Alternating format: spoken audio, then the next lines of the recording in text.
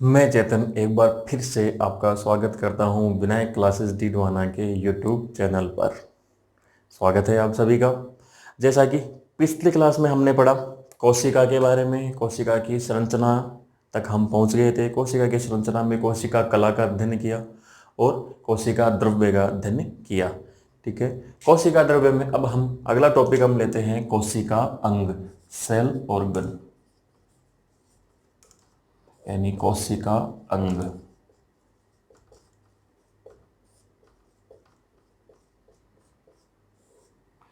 कोशिका अंग, मैंने आपको कोशिका अंग में बताया था कि इसमें सजीव संरचनाएं स्थित होती हैं जो कोशिका अंग कहलाती है। ठीक है, कोशिका अंग क्या होते हैं?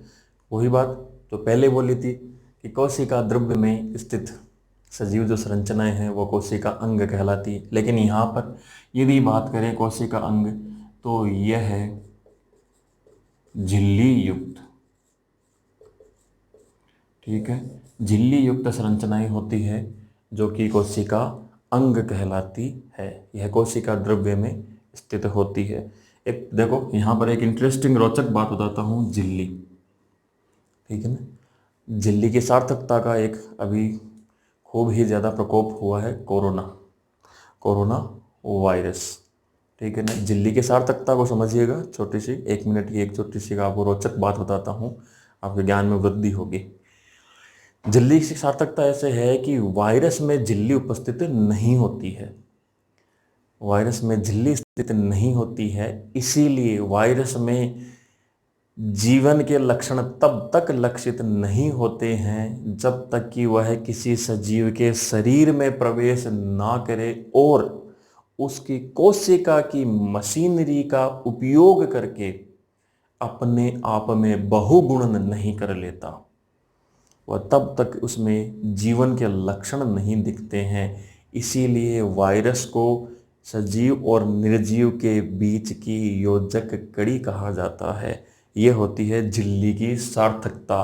अभी कोरोना से जो बचने के लिए संदेश दिया जा रहा है, मास्क लगाइए, हाथ धोइए, ठीक है, SMS, soap, mask, social distance, ठीक है ना, एसएमएस का पालन कीजिए। आजकल तो व्हाट्सएप आ गया, इंस्टा आ गया, फेसबुक है। पहले एसएमएस चलते थे ना, तो एसएमएस का मतलब सोप, ठीक है ना, मास्क और सोशल डिस्टेंस। तो एसएमएस, इसीलिए कोरोना वायरस यानी झिल्ली युक्त। तो झिल्ली की भी अपनी एक सार्थकता है। उम्मीद है याद रहेगा आपको कोरोना के बारे में। ठीक है, डरना नहीं है, केवल जागरूक बनना है। ठीक है, हम बात करते हैं अपनी क्लास की, शुरू करते हैं आज का टॉपिक। ठीक है ना, कोशिका अंग। कोशिका अंग यानी झिल्ली युक्त पदार्थ होते हैं। ठीक है ना, तो झिल्ली युक्त पदार्थ में सबसे पहले हम बात करते हैं कोशिका अंगों के अंदर सबसे पहला जो कोशिका अंग है वो लेते हैं कौन सा? माइटोकॉन्ड्रिया। माइटोकॉन्ड्रिया, ठीक है ना, कोशिका। इसके बारे में भाई नोट करते चलिएगा, कॉपी पेन साथ में लेके बैठे हैं आप सभी लोग, नहीं है तो लेके बैठे। जिसकी आज पहली क्लास है वो पिछले के 2 क्लास देखें, समझ में आ जाएगा, ये सत्य बात है। ठीक है ना, खोज जो की इसकी 1880 में कोलिकर ने। ठीक है, उसके बाद 1890 में एक वैज्ञानिक आई, अल्टमान। ठीक है, इन्होंने क्या नाम दिया इसे? बायोप्लास्ट। इसे बायोप्लास्ट कहा। ठीक है, इसके बाद में एक वैज्ञानिक आए 1897 में, कौन थे? बेंदा, जिन्होंने इसका क्या नाम रखा? माइटोकॉन्ड्रिया। तो प्रश्न देखिएगा, खोज किसने की? कोलिकर ने। ठीक है, बायोप्लास्ट किसने कहा? अल्टमान ने। और माइटोकॉन्ड्रिया नामकरण किसने किया? वैज्ञानिक बेंदा ने। ठीक है, ये ध्यान रखिएगा, नोट कर सकते हैं। स्क्रीनशॉट जो ले रहे हैं जो बच्चे, वो स्क्रीनशॉट ले सकते हैं। ठीक है, नेक्स्ट इसके बारे में बात, की संरचना माइटोकॉन्ड्रिया की। ठीक है, डायग्राम बना के नहीं समझनी है, केवल लिखते चलना है आपको और समझते हुए चलना है। संरचना अपने आप दिमाग में इमेजिन हो जाएगी। ठीक है ना। देखो सबसे पहली लाइन संरचना आपको लाइन में इमेजिनेशन कर लेना, पक्की बात है, समझ में आएगी कि यह है दोहरी झिल्ली युक्त। ठीक है, दोहरी झिल्ली युक्त गोलाकार, ठीक है, या छड़नुमा संरचना होती है। गोलाकार या छड़नुमा, ठीक है ना। लकड़ी का हिस्सा, लकड़ी की छड़ी होती है, छड़ी का एक दोनों हिस्से गोल तो होते हैं, तो गोलाकार छड़नुमा हो गई और दोहरी झिल्ली युक्त संरचना हो गई। ठीक है ना, गोलाकार, ठीक है ना, छड़नुमा, गोलाकार छड़नुमा संरचना होती है। ठीक है, दोहरी झिल्ली युक्त इसकी संरचना। ठीक है ना, आ गई समझ में, कोई दिक्कत किसी की नहीं होगी, सीधी सी एक बात है। एक इसका जो महत्वपूर्ण प्रश्न है इम्पोर्टेंट यहाँ पर, वो आप नोट करेंगे कि यह है यूकैरियोटिक। ठीक है, यूकैरियोटिक कोशिकाओं में उपस्थित होता है। इसका जो प्रश्न है वो यह है यूकैरियोटिक कोशिकाओं में उपस्थित होता है। ठीक है ना। इसकी आंतरिक संरचना में हम बात करेंगे। संरचना में एसएससी और यूपीएससी में प्रश्न, स्टेट गवर्नमेंट में प्रश्न है, अब प्रश्न ही प्रश्न निकलते जाएंगे, ध्यान देते जाइएगा। इसकी आंतरिक संरचना की हम बात करें, ठीक है, तो इसकी आंतरिक संरचना में अंगुली समान प्रवर्ध या उभार, ठीक है, प्रवर्ध का मतलब उभार, जिन्हें हम क्या कहते हैं, क्रिस्टी। पहला प्रश्न, जिन्हें कहते हैं क्रिस्टी। ठीक है, दूसरा प्रश्न कि क्रिस्टी पर असंख्य कण जो होते हैं उन्हें कहते हैं F1 कण या फिर ऑक्सीसोम। ठीक है, F1 कण या ऑक्सीसोम।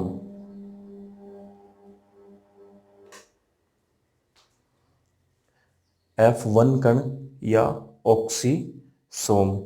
तीसरा कि क्रिस्टी के मध्य भाग में जो पदार्थ होता है,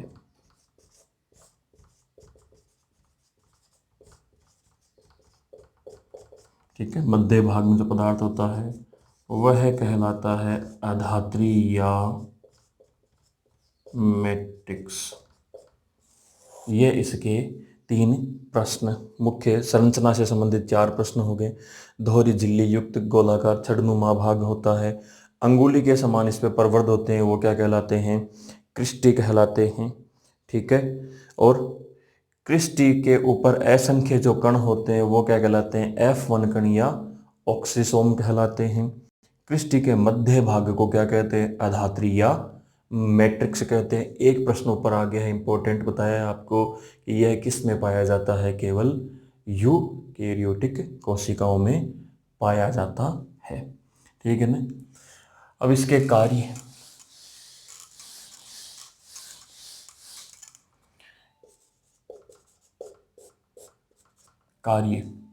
सबसे पहला कार्य क्या है इसका और मुख्य कार्य क्या है कि यह एटीपी के रूप में, एटीपी की जो फुल फॉर्म है एडिनोसिन ट्राईफॉस्फेट, एटीपी के रूप में, ठीक है, विभिन्न कोशिका अंगों को ऊर्जा या शक्ति प्रदान करता है, इसीलिए इसे कोशिका का पावर हाउस भी कहते हैं। अब देखो यहाँ पर समझिएगा बात, ये इसका कार्य क्या है, कैसे करता है कि यह खाद्य पदार्थों के ऑक्सीकरण से, ठीक है ना, खाद्य पदार्थों के ऑक्सीकरण से एटीपी के रूप में ऊर्जा या शक्ति उत्पन्न करता है, जिसका उपयोग विभिन्न कोशिका अंग करते हैं। तो यानी विभिन्न कोशिका अंगों को या कोशिका को ऊर्जा या शक्ति प्रदान करने का कार्य कौन करता है, माइटोकॉन्ड्रिया। इसीलिए इसे क्या कहते हैं, कोशिका का पावर हाउस कहते हैं। ठीक है। हम लेते हैं लाइसोसोम। नेक्स्ट कोशिका अंग जो है, अगला कोशिका अंग हमारा नंबर 2 लाइसोसोम।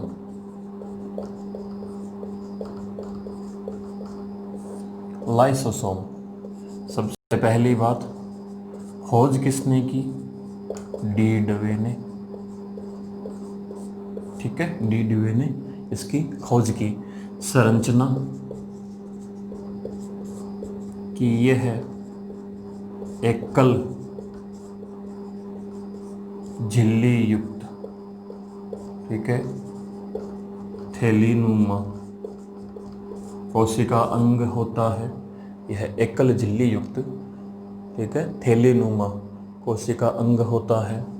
और इसका जो कार्य है वो क्या है कि इसके अंदर विभिन्न क्या पाए जाते हैं?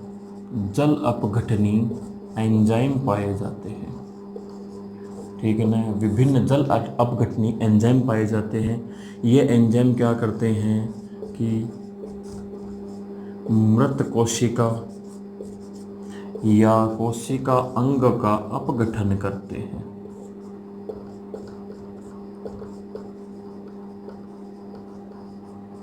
ठीक है ना, जल अपघटनी एंजाइम पाए जाते हैं जो कि मृत कोशिका या कोशिका अंगों का क्या करते रहते हैं? अपघटन करते रहते हैं। यदि लाइसोसोम की झिल्ली फट जाए, खुद कोशिका अंग की झिल्ली फट जाए, तो यह जल अपघटनी जो एंजाइम होते हैं ना, ये इतने शक्तिशाली होते हैं कि कोशिका का ही पाचन कर देते हैं। कोशिका का पाचन, इसीलिए इसे क्या कहते हैं? सुसाइड बैग या आत्मघाती थैली कहते हैं। ठीक है ना, तो लाइसोसोम की संरचना आपके सामने है। खोज किसने की? डी डवे ने। संरचना क्या है? एकल झिल्ली युक्त थैलीनुमा संरचना होती है। इसमें विभिन्न जल अपघटनी एंजाइम पाए जाते हैं जो कि मृत कोशिका या कोशिका अंगों का क्या करते रहते हैं? समय समय पर अपघटन यानी सफाई का कार्य करता है ये। ठीक है, यदि इसकी खुद की झिल्ली भी फट जाए तो ये जल अपघटनी एंजाइम इतने शक्तिशाली होते हैं कि खुद की कोशिका का ही पाचन कर देते हैं। इसीलिए इसे सुसाइड बैग या आत्मघाती थैली कहा जाता है। स्क्रीनशॉट ले सकते हैं, अन्यथा नोट कर सकते हैं। ठीक है, स्क्रीनशॉट ले लिया। नेक्स्ट जो हमारा कोशिका अंग है वह है एंडोप्लाज्मिक रेटिकुलम या अंतःप्रद्रवी जालिका। ठीक है, नंबर 3 अंतःप्रद्रवी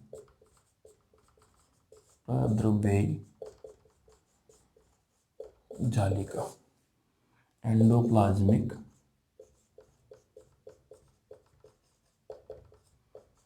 रेटिकुलम। ठीक है, अंतःप्रद्रवी जालिका। ठीक है, देखो इसकी क्या परिभाषा या इसके बारे में, अंग के बारे में, कि कोशिका कला, सेल मेम्ब्रेन व केंद्रक के मध्य, कोशिका कला व केंद्रक के मध्य जो है सूक्ष्म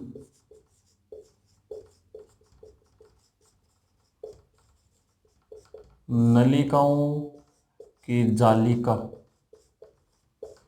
ठीक है, सूक्ष्म नलिकाओं की जालिका के रूप में जो संरचना स्थित होती है, किसके? कोशिका कला और केंद्रक के मध्य सूक्ष्म नलिकाओं की जालिका के रूप में जो संरचना स्थित होती है वह क्या कहलाती है? अंतःप्रद्रवी जालिका। इसके बारे में एक महत्वपूर्ण प्रश्न, इम्पोर्टेंट, क्या कि आरबीसी, जीवाणु और नील हरित शैवाल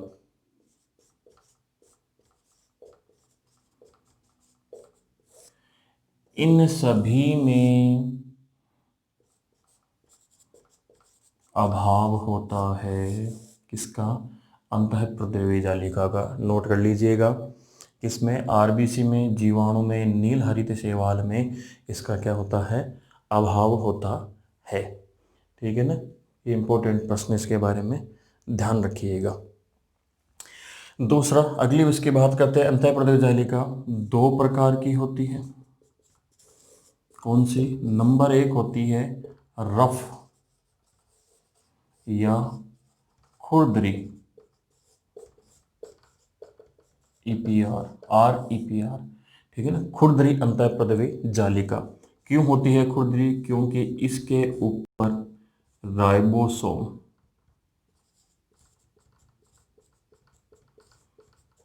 ठीक है, राइबोसोम पाए जाते हैं, ठीक है, राइबोसोम उपस्थित, इसलिए ये क्या होती है खुरदरी।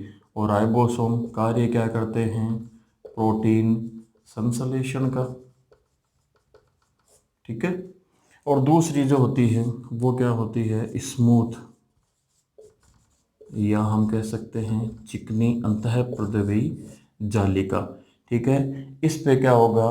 राइबोसोम का अभाव होगा, राइबोसोम का अभाव होगा, ठीक है। ये दो प्रकार इसके हो गए।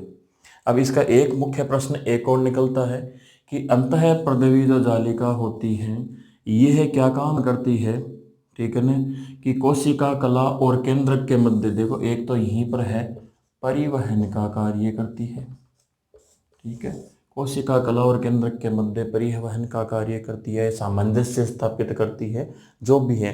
एक और प्रश्न है कि इसे कोशिका का कंकाल भी कहते हैं, क्योंकि यह कोशिका के कंकाल का, ठीक है, कंकाल का कार्य करती है, ठीक है।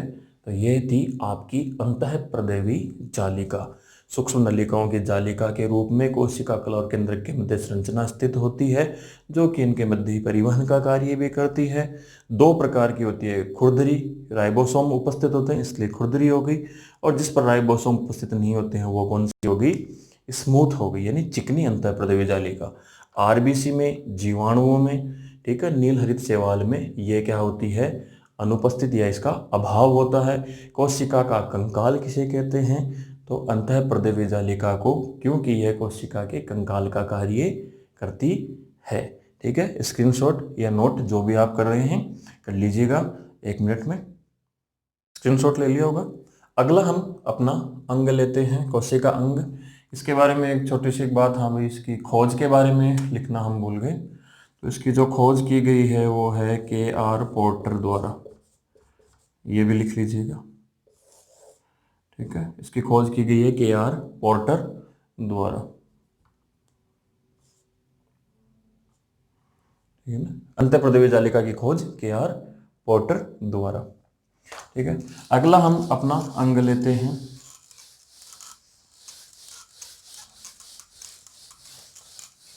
Ribosome, number 4।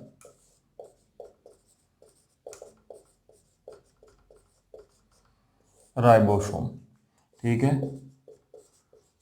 खोज की गई क्लाड, ठीक है, जबकि नाम दिया गया पेलाडे के द्वारा, ठीक है।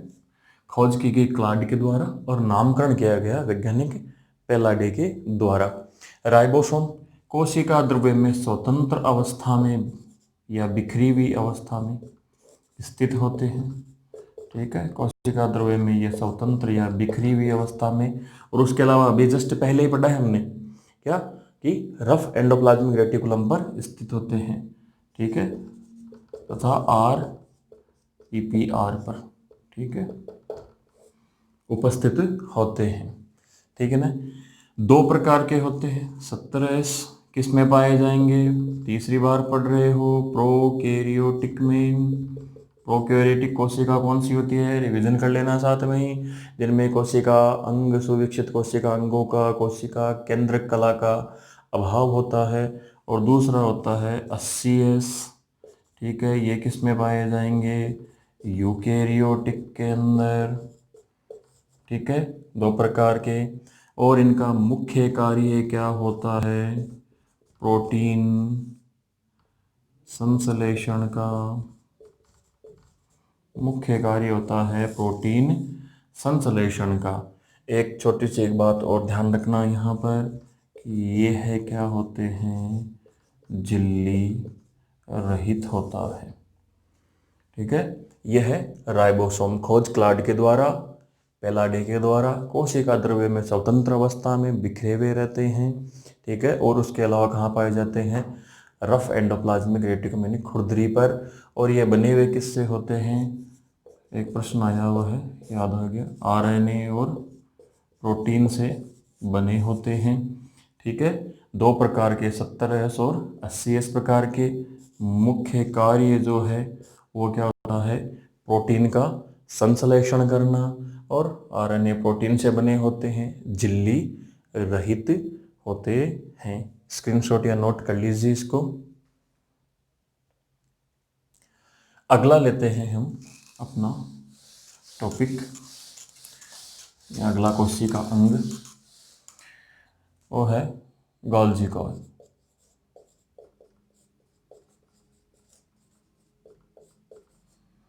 ठीक है, खोज की गई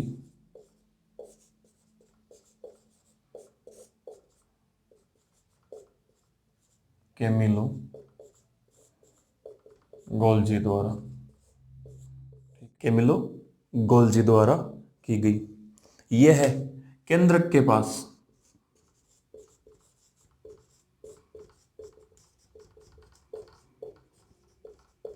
चपटी नलिकाओं के रूप में स्थित होता है।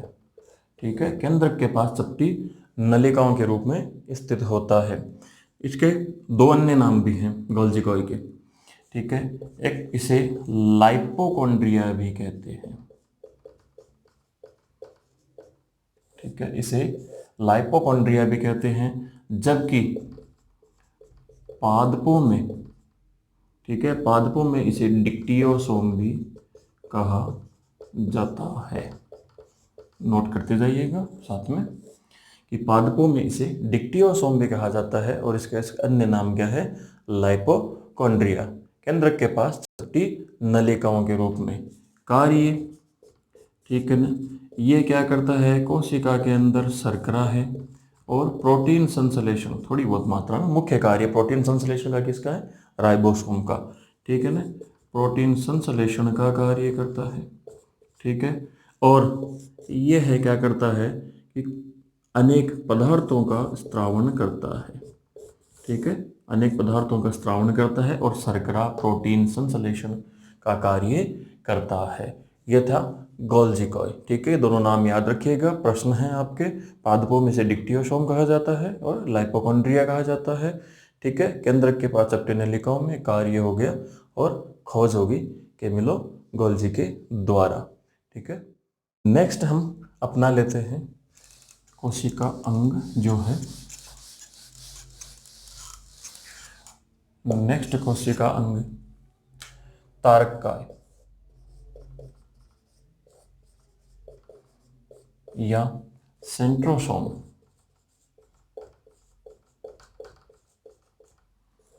या सेंट्रोसोम। ठीक है ना, खोज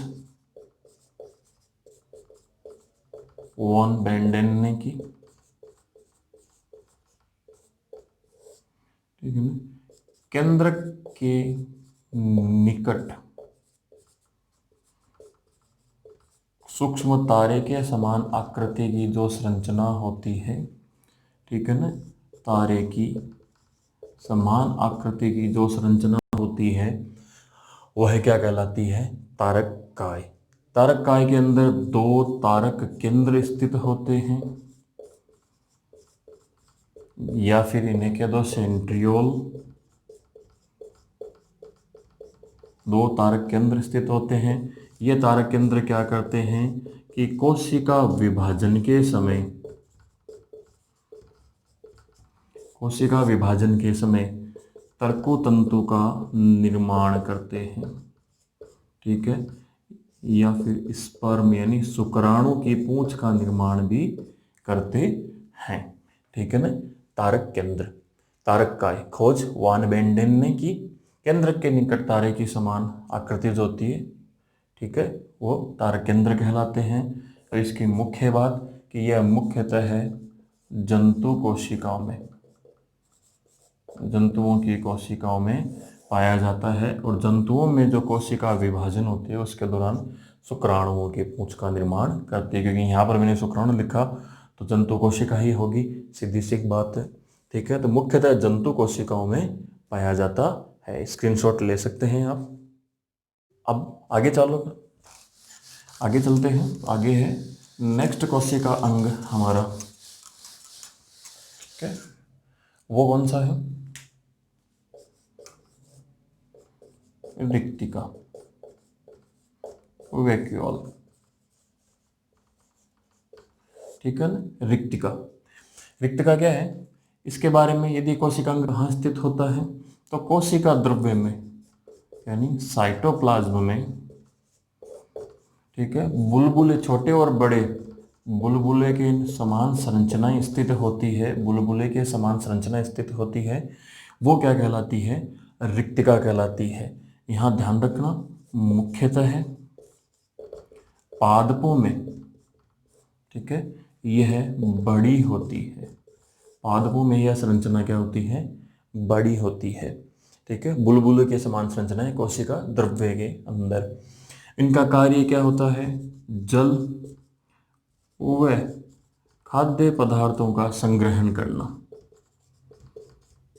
ठीक है, जल और खाद्य पदार्थों का संग्रहण करना, ये इसका रिक्तिका का मुख्य कार्य होता है। पादपों में बड़ी होती है, कोशिका द्रव्य में बुलबुले के जैसी संरचनाएं जो होती हैं वो कहलाती है रिक्तिका।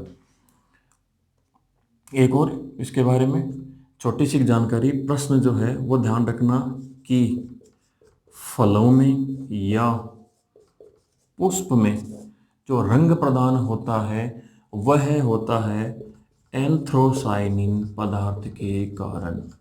नोट कर लेना भाई, एंथ्रोसाइनिन पदार्थ ये पाया जाता है रिक्तिका के अंदर। तो रिक्तिका में पाए जाने वाले एंथ्रोसाइनिन पदार्थ के कारण ही किसको? फूलों, पुष्पों को, फलों को रंग प्रदान करने का कार्य किया जाता है। ठीक है ना, तो ये यहाँ पर इसकी मुख्य बात है, ये ध्यान रखना। एंथ्रोसाइनिन पदार्थ, ठीक है, रिक्तिका में पाया जाता है, जिसी के कारण फलों को, पुष्पों को रंग प्रदान किया जाता है। ठीक है, स्क्रीनशॉट ले सकते हैं आप। ठीक है, स्क्रीनशॉट ले लिया होगा। आगे नेक्स्ट जो हमारा कोशिका अंग टॉपिक चल रहा है उसमें नेक्स्ट कोशिका अंग लवक, प्लास्टिड। खोज लवक की हैकेल द्वारा, ठीक है, और नाम सिम्पर। ठीक है, नाम सिम्पर के द्वारा दिया गया। देखो, लवक मुख्यतः है पादपों में, ठीक है, केवल पादपों में ही पाए जाते हैं। मुख्यतः है पादपों में पाए जाते हैं। ठीक है ना, लवक। लवक के भी कई प्रकार होते हैं इनके, ठीक है ना, स्रोत के आधार पर इनके प्रकार हैं। जैसे सबसे पहला अपन बात करें वर्णी, या फिर इसे कहते हैं क्रोमोप्लास्ट, यानी जो पादपों में रंग आता है, हरे रंग को छोड़कर अन्य जो भी रंग आते हैं पादपों के अंदर, पौधों में रंग, ठीक है ना, वो किसके कारण आते हैं? क्रोमोप्लास्ट या वर्णी लवक के कारण, क्योंकि ये रंगीन लवक होते हैं। दूसरा जैसे बात करें अवर्णी, ठीक है, इन्हें ल्यूकोप्लास्ट भी कहते हैं। ठीक है, यानी रंगहीन लवक। ठीक है ना, और तीसरा एक होता है हरित लवक, यानी क्लोरोप्लास्ट।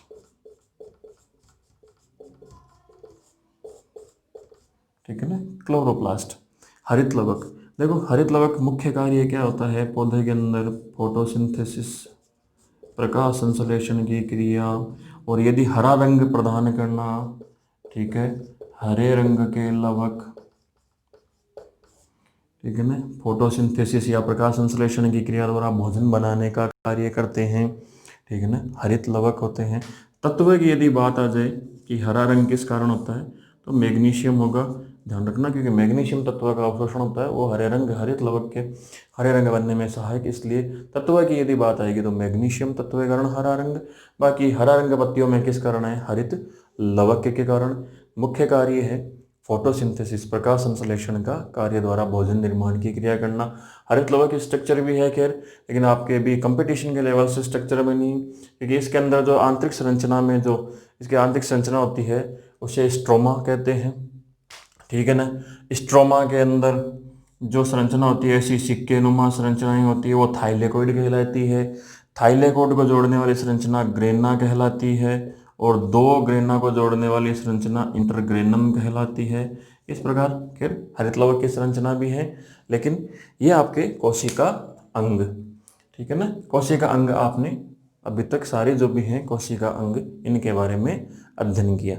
नेक्स्ट जो हमारा टॉपिक है वो हम लेते हैं, ठीक है। हमारा नेक्स्ट जो भाग बच गया कोशिका अंग में, अंतिम भाग कोशिका अंग पूरे हुए, ठीक है। कोशिका का जो 3 भाग हमने किए थे, सेल मेम्ब्रेन, कोशिका कला, कोशिका द्रव्य और केंद्रक, तो अंतिम हमारा तीसरा भाग जो है इसका वो है केंद्रक, ठीक है, न्यूक्लियस।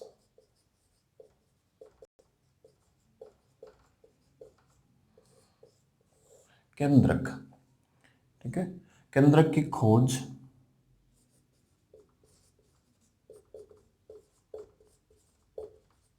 रॉबर्ट ब्राउन द्वारा की गई, ठीक है। केंद्रक की खोज रॉबर्ट ब्राउन। यह है कोशिका द्रव्य में घने, ठीक है, गहरे रंग की संरचना होती है, घने गहरे रंग की संरचना होती है, ठीक है। केंद्रक, केंद्रक के अंदर जो तरल पदार्थ पाया जाता है, ठीक है, वह कहलाता है केंद्रक द्रव्य। केंद्र के अंदर जो तरल पदार्थ पाया जाता है वह कहलाता है केंद्रक द्रव्य। इस केंद्रक द्रव्य के अंदर, ठीक है ना, कार्बनिक पदार्थ, ठीक है, प्रोटीन है, न्यूक्लिक अम्ल है, आदि पाए जाते हैं, ठीक है ना, केंद्रक द्रव्य के अंदर। और केंद्रक जो है वह है दोहरी झिल्ली युक्त संरचना, जो कि क्या होती है, चयनात्मक पारगम्य होती है, ठीक है ना, जो कि चयनात्मक पारगम्य होती है। केंद्रक द्रव्य तरल पदार्थ, और केंद्रक के अंदर जो सूक्ष्म छोटी संरचनाएं होती है और गोलाकार, सूक्ष्म गोलाकार संरचनाएं, जिन्हें केंद्रिका कहते हैं, जिन्हें केंद्रिका कहते हैं। केंद्रिका की खोज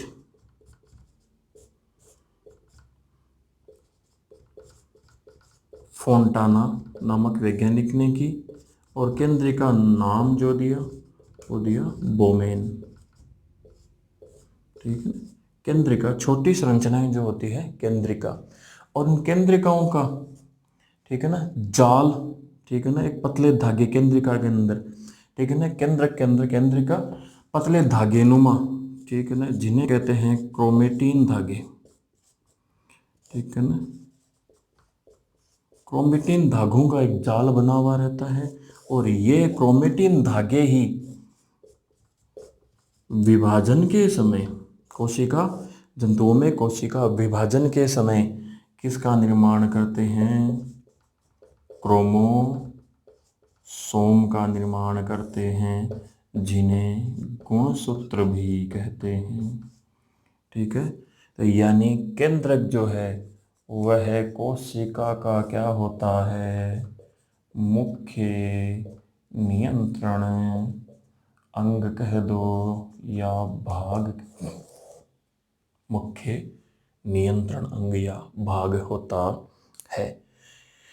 घने गहरे रंग की संरचना होती है कोशिका द्रव्य में, ठीक है ना।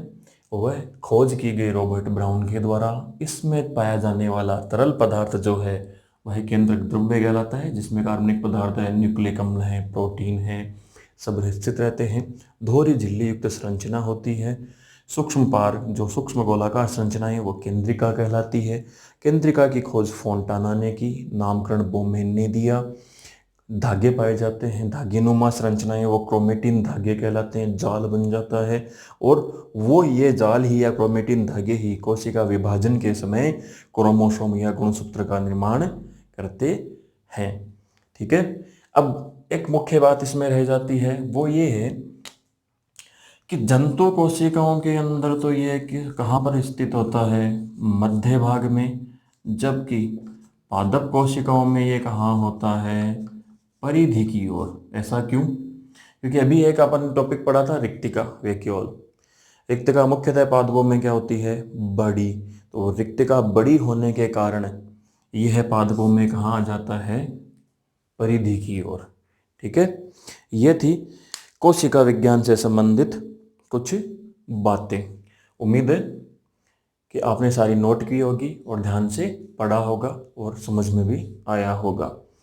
ये कोशिका विज्ञान यानी साइटोलॉजी या सेल बायोलॉजी का हमारा ये चैप्टर पूरा हुआ। अंत में यदि आपको ये हमारी क्लास पसंद आती है तो चैनल को लाइक और सब्सक्राइब अवश्य कीजिए, ठीक है। मिलेंगे फिर से एक नई क्लास में नए टॉपिक के साथ। धन्यवाद।